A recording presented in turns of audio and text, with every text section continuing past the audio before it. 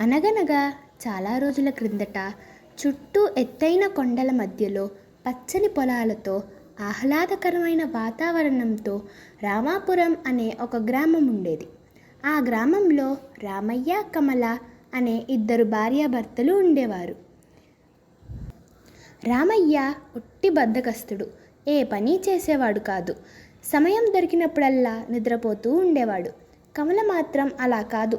కమల ఇంటి పని, వంట పని, పొలం పని, ఇలా సమయం దొరికినప్పుడల్లా ఏదో ఒక పని చేస్తూ ఉండేది. అలా తను ఏదో ఒక పని చేస్తూ తిండికి ఏ లోటు లేకుండా చూసుకుంటూ రామయ్యకి తిండి పెట్టేది. రామయ్య ఒట్టి బద్ధకస్తుడే కాదు, చాలా పిరికివాడు. అతనికి కుక్కని చూస్తేనే కాళ్ళు వణికిపోయేవి. కమల రామయ్యని, ఏవండి మీరు కూడా ఏదో ఒకటి పని చేసుకొని వస్తే మనిద్దరి జీవితం ఇంకొంచెం సంతోషంగా సాగిపోతుంది అని చెప్పి ఎన్నిసార్లు చెప్పినా రామయ్య ప్రవర్తనలో మాత్రం అస్సలు మార్పు రాలేదు.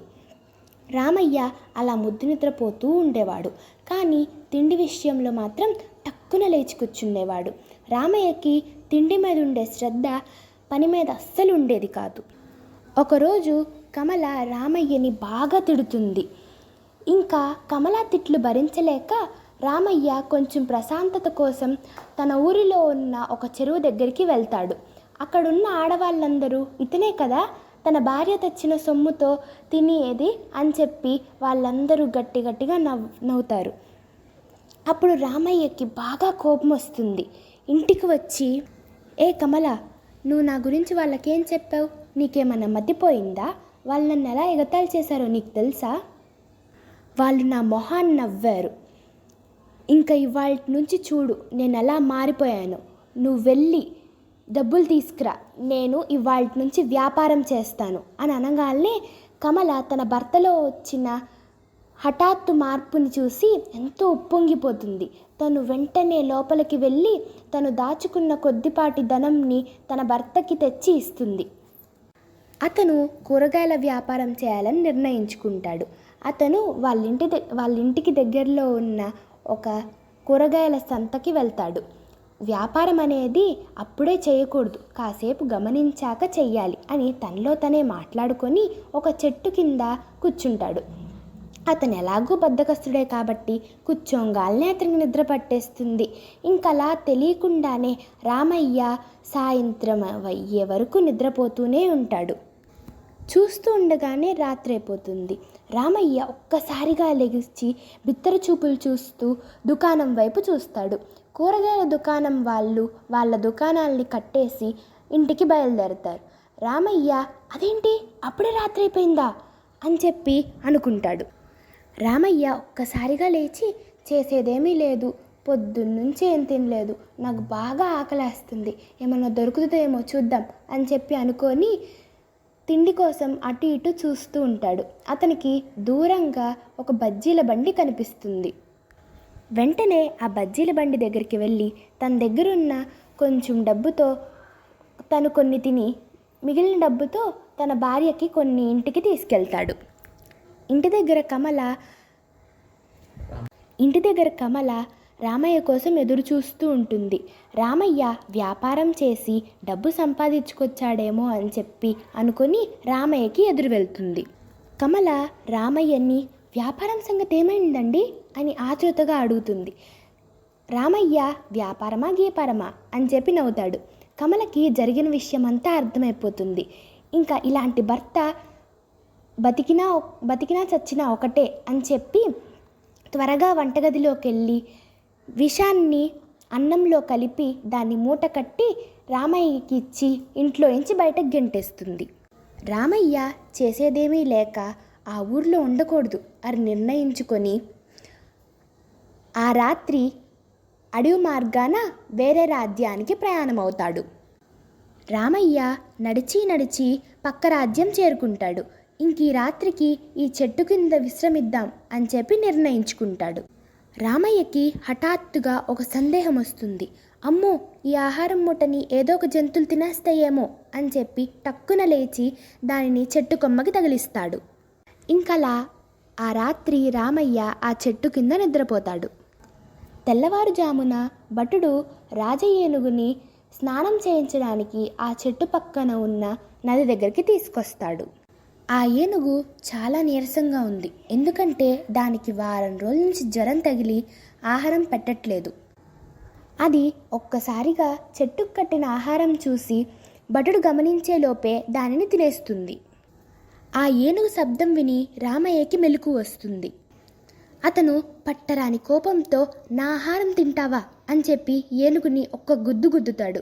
ఎందుకంటే అతను కూడా ఒక తిండిపోతే కాబట్టి. ఏనుగు ఒక్కసారిగా కుప్పకూలి పడిపోతుంది.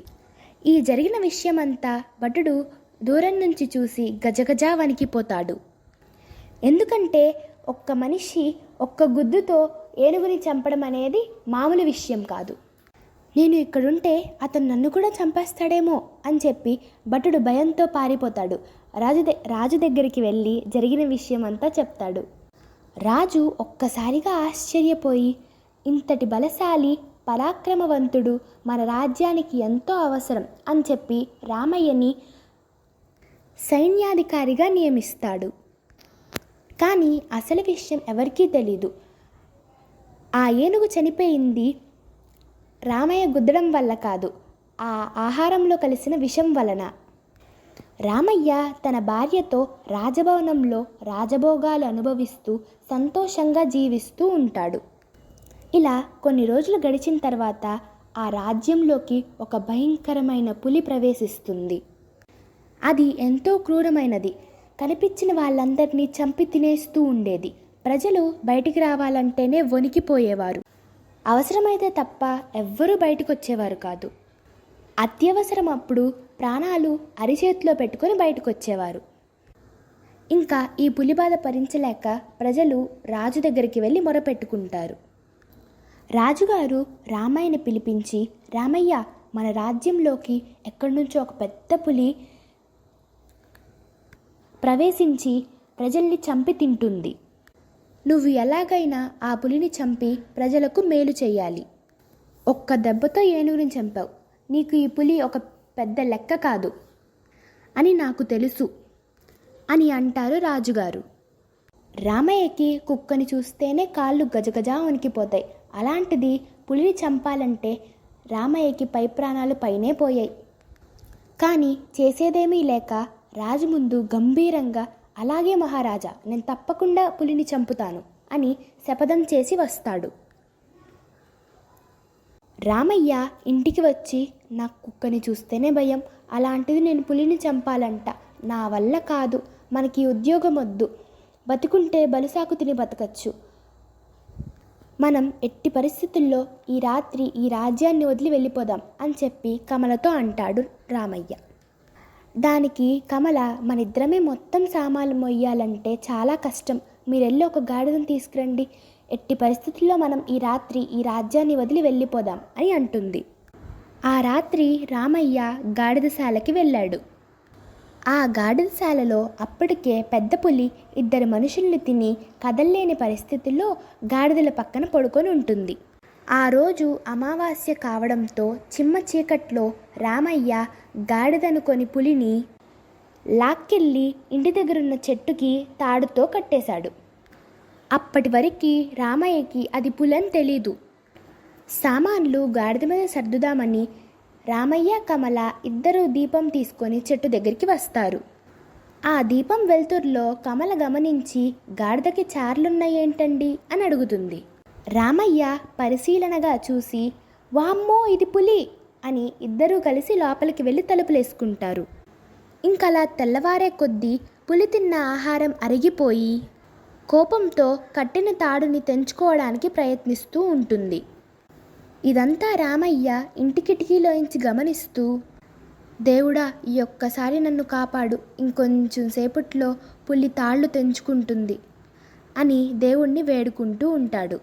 అదే సమయంలో దేవుడు పంపినట్లుగా రాజభటులు రామయ్య కోసం రామయ్య ఇంటికి వస్తారు.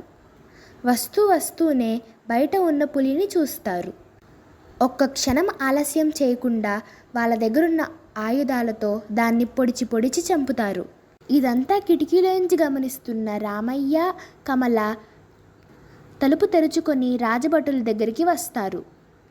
పులి చనిపోయిందని నిర్ధారించుకున్న తరువాత రామయ్య రాజభటుల మీద కోపం ప్రదర్శిస్తాడు.